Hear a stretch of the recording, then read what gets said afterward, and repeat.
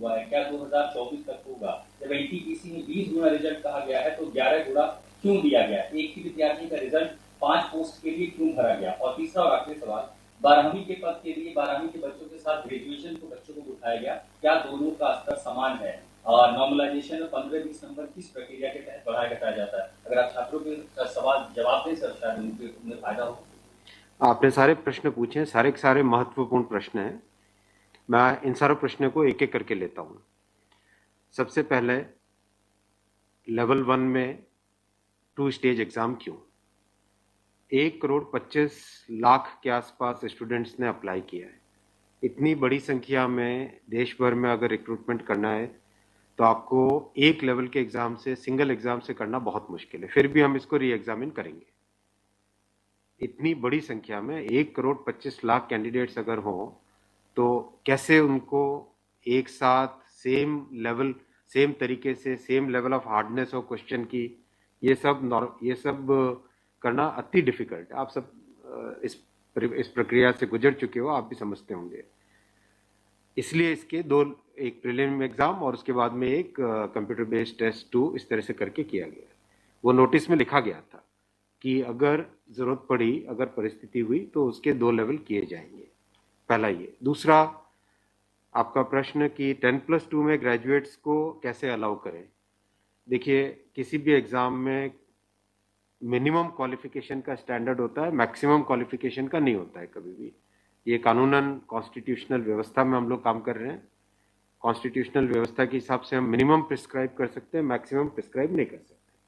तो 10+2 के लिए जो क्वालिफिकेशन वाला स्केल है, उसमें अगर ग्रेजुएट बैठे हैं तो उसको रोकने का हमें कोई अधिकार नहीं है, किसी को कोई अधिकार नहीं है। अगर कोई नया इसके बारे में कोई नया न्यायपालिका की तरफ से कोई चीज आती तो अलग बात है, लेकिन हमारे पास कोई अधिकार नहीं है इसका। दूसरा विषय था ये।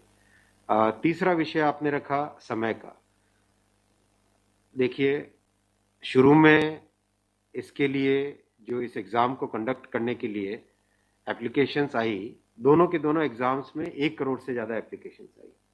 1 करोड़ से एप्लीकेशन ज्यादा आई तो जो एग्जामिनेशन कंडक्ट करने के लिए एजेंसी हमको हायर करनी थी, उसको हायर करने में टाइम लगा, 6 महीने से ज्यादा लगा। नेचुरली इतनी बड़ी संख्या में अगर एग्जाम करना है देश में तो अपने आप में वो एक बहुत बड़ा challenge. It's a Himalayan task, it's a huge task, it's a very very big challenging task. तो एजेंसी को सेलेक्ट किया गया। सेलेक्ट करते करते कोरोना आ गया। कोरोना के फेज में देरी हुई, लेकिन फिर भी डिस्पाइट कोरोना तुरंत दिसंबर 2020 में एग्ज़ाम की प्रोसेस चालू हुई। एग्ज़ाम की प्रोसेस चालू हुई और despite second wave of corona फिर भी एग्ज़ाम किया गया with all the precautions, all the safety things करके इसको लाए। जो दूसरा वाला ग्रुप बी का एग्ज़ाम है उसमें कैट में चले गए थे बच्चे, क्योंकि करीब 5 लाख के आसपास एप्लीकेशंस ऐसी थी जिसमें फोटोग्राफ प्रॉपरली मैच नहीं हो रहा था। तो नेचुरली अगर एप्लीकेशन में फोटोग्राफ मैच नहीं हो तो उसको आप एग्जाम में कैसे लोगे, तो वो विषय आया था। तो उस विषय के कारण लोग कैट में गए थे। एडमिनिस्ट्रेटिव ट्रिब्यूनल ने जैसे ही उसका समाधान किया, फैसला किया, उसके फैसले के तुरंत बाद में हम लोगों ने एग्जाम के प्रोसेस को आगे किया। कोई उसमें देरी नहीं की। और हमारा, देखिए, हमारी सरकार, प्रधानमंत्री श्री नरेंद्र मोदी जी का इंटेंट हमेशा है कि मैक्सिमाइज करना है रोजगार को। इसीलिए आप देखिए, इतनी बड़ी संख्या में, यानी रेलवे में 1,40,000 टोटल, 1,05,000 ग्रुप डी की कैटेगरी में, लेवल 1 की कैटेगरी में, और लेवल 2 से लेवल 6 की कैटेगरी में 35,000 कैंडिडेट्स वैकेंसीज। 1,40,000 की वैकेंसीज लाना कोई छोटी बात नहीं है, बहुत बड़ी बात है।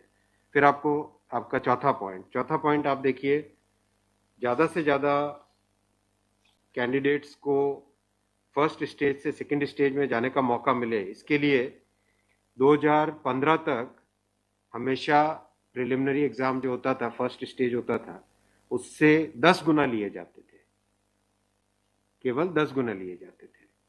2015 के बाद में पहले ही संख्या बढ़ा के 15 गुना कर दी गई, जिससे कि ज़्यादा से ज़्यादा कैंडिडेट्स को मेन एग्जाम के लिए जाने का मौका मिले। और 2019 में इस संख्या को 20 गुना किया गया ताकि ज़्यादा से ज़्यादा लोगों को अवसर मिले। ज़्यादा से ज़्यादा लोग, क्योंकि फर्स्ट स्टेज जो प्रिलिमिनरी एग्ज़ाम इतना बड़ा नंबर है कि उस नंबर में हो सकता है कुछ बाय चांस उस दिन तबीयत ठीक नहीं हो, कोई दूसरा कारण हो, समय पे पहुंच नहीं पाए, कोई भी कारण से मिस कर गया, तो मैक्सिमम लोगों को हमें चांस देने का इंटेंट है। इसी इंटेंट के कारण 20 गुना किया गया। जो 10 गुना था 2015 से पहले, उसको 20 गुना किया गया 2019 में। तो ये प्रो स्टूडेंट्स, प्रो कैंडिडेट्स वाली अप्रोच है हमारी, और हमारी इंटेंट एकदम नेक नियति से काम कर रहे हैं, सच्चाई से काम कर रहे हैं। देखिए, कोई भी कहीं भी एक भी जगह से कहीं कोई पेपर लीक होने की बात नहीं है, कहीं पे कोई एग्जाम के मैनिपुलेशन की बात नहीं है।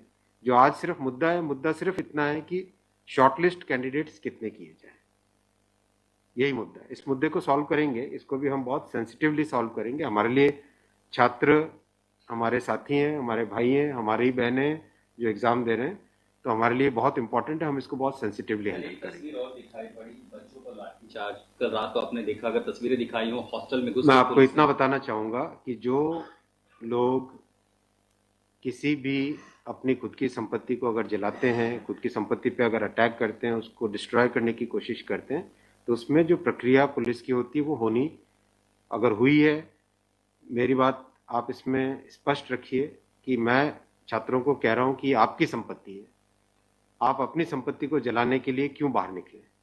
और हम आपकी बात को शुरू से सुन रहे हैं। जिस दिन आपने पहले पॉइंट रखा, उसी दिन हमने तुरंत इसका, जैसे ही दूसरे दिन ही मेरे नज़र में आ गई थी बात ये, और दूसरे दिन मैंने तुरंत सारा ये टेबल मंगवाया कि आप मुझे एग्जैक्ट बताओ हर एक लेवल पे क्या वैकेंसी है।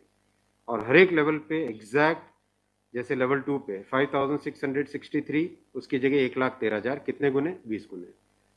लेवल 3 पे 4,940, उसके अगेंस्ट कितने शॉर्टलिस्टेड? 98,833, 20 गुने। तो जो नोटिस के अंदर प्रक्रिया एग्जैक्टली उसके हिसाब से किया है हर एक पे, level 2, level 3, level 4, level 5, level 6, हर एक पे एग्जैक्टली 20 टाइम्स किया गया है।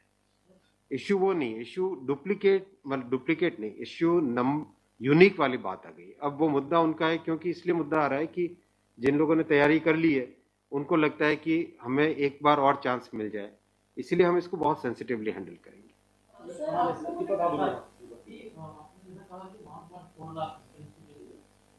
One of the world's largest.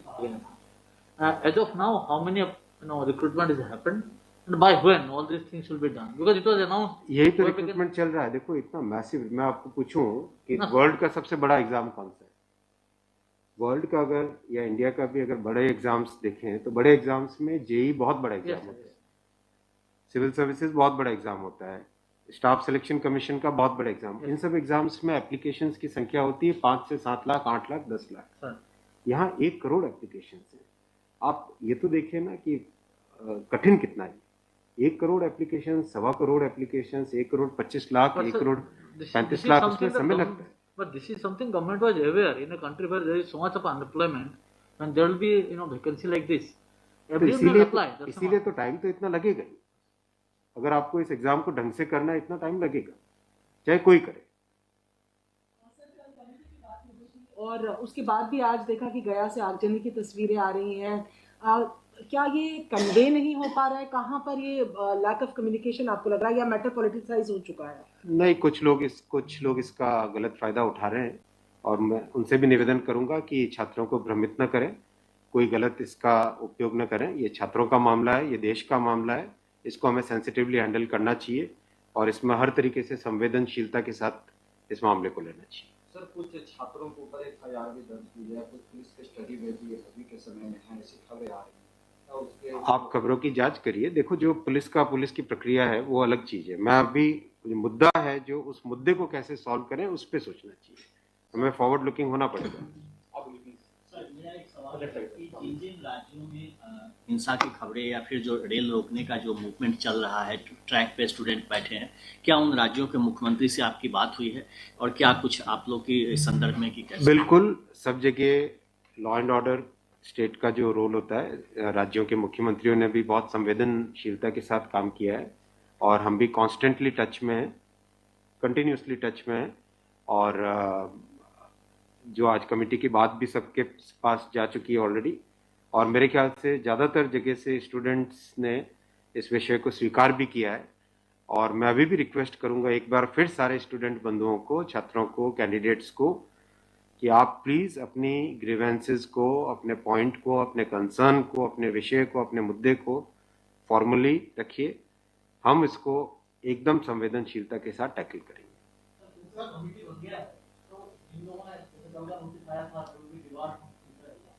Will that also be considered, because they did not know that this is going to happen? नहीं, देखो, कमिटी एक बहुत ही सीनियर ऑफिसर्स की है और ये कमेटी हर चीज को, जितने भी मुद्दे इसमें आएंगे, हर एक मुद्दे को जल्दी से जल्दी, इसमें कमेटी का टाइम लिमिट भी दिया। कितना टाइम दिया हमने? टाइम लिमिट टोटल 4 मार्च तक। जो कमेटी की रिपोर्ट आने का क्या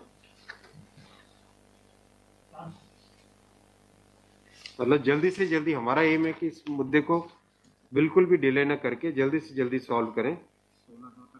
16/2 तक सारे के सारे कैंडिडेट्स अपने कंसर्न सबमिट कर सकते हैं। 3 वीक्स टाइम दिया। I think that's a reasonable time.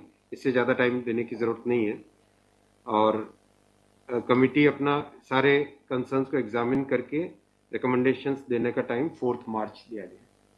तो कोशिश करेंगे उससे पहले अगर हो जाए, 4 मार्च से भी पहले अगर हो जाए। डिपेंड करेगा कि कितने रिप्रेजेंटेशंस आते हैं। और मोटे मोटे मुद्दे तो अभी आ चुके हैं पब्लिक में सबके, इसलिए मुझे नहीं लगता है कि इसमें बहुत ज़्यादा टाइम लगेगा। वो आपकी नॉलेज में आ गया है, मोटा मोटी सही आ गया है। दूसरी ओर ये कि जो आपके पैरामीटर्स हैं उस पर सब कुछ सही तरीके से लिया गया है, उसी तरह से शॉर्ट लिस्ट किया गया है। फिर इसमें प्रॉब्लम, फिर उसमें कमेटी आपको रिपोर्ट क्या करेगी और करेंगे क्या? इसका मतलब अगर चेंज करते हैं कुछ तो दूसरे एक बड़ा पक्ष और भी तो विरोध करेगा।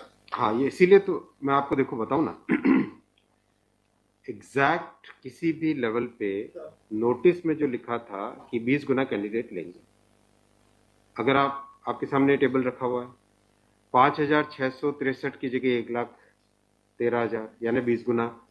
4,940 के लेवल 3 में 98,833 20 गुना। 161 के अगेंस्ट 3223 20 गुना। 17,393 347 3,47,676 20 गुना। 7,124 वैकेंसीज के अगेंस्ट 1,42,413 20 गुना। एग्जैक्ट 20 गुना है हर एक लेवल का। अब स्टूडेंट्स क्या कह रहे हैं कि जिन कैंडिडेट्स ने एक से ज्यादा लेवल में क्वालिफाई कर दिया है, राइट जी, उसके कारण सपोज मान लीजिए लेवल 3 में जो लेवल 5 का कैंडिडेट है वो भी क्वालिफाई हो गया है जी, तो वो लेवल 3 में कोई एक कैंडिडेट को जो क्वालिफाई नहीं हुआ है, उसे लगता है कि अगर उसको यूनिक के हिसाब से काउंट करते तो शायद उसको भी एक मौका मिल जाता मेन एग्जाम देने का। बराबर है, ये मुद्दा ही है। अब जो नोटिस इनवाइटिंग एग्जाम है, एग्जाम का जो नोटिफिकेशन होता है उसकी एक सैंक्टिटी है, वो कोर्ट का मैटर है, वो लीगल मैटर हो जाता है। एग्जैक्टली उसके हिसाब से किया गया एग्जाम को उसी हिसाब से कंडक्ट किया गया, उसी हिसाब से शॉर्टलिस्टिंग की गई। अब जब ये मुद्दा आया है तो इस मुद्दे को सॉल्व करने के लिए कोई ना कोई तो तरीका निकालना पड़ेगा, राइट? तो आपका जो प्रश्न है, आपका प्रश्न वैलिड है कि क्यों ऐसा। आपके सामने डेटा सामने रखे हुए हैं, डेटा आप सबके सामने है, बिल्कुल एग्जैक्ट डेटा है कोई, और ये डेटा हमने पहले दिन ही दे दिया था।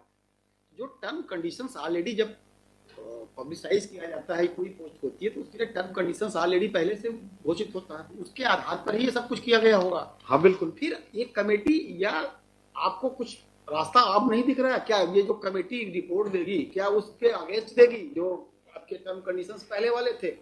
बात वही है ना कि आपकी बात, तो फिर लोग कोर्ट जाएंगे। हाँ, बात वही होगा जो नहीं, अपने को तरीका ऐसा सॉल्व करना पड़ेगा, कोई तो ऐसा तरीका निकालना पड़ेगा जिससे कि जो लोग शॉर्टलिस्ट हुए हैं उनका भी करियर इफेक्ट ना हो, उनके प्रोस्पेक्ट्स भी कमजोर ना हो, और जो लोगों की ग्रीवेंस है उस ग्रीवेंस को तो एड्रेस करना पड़ेगा ना।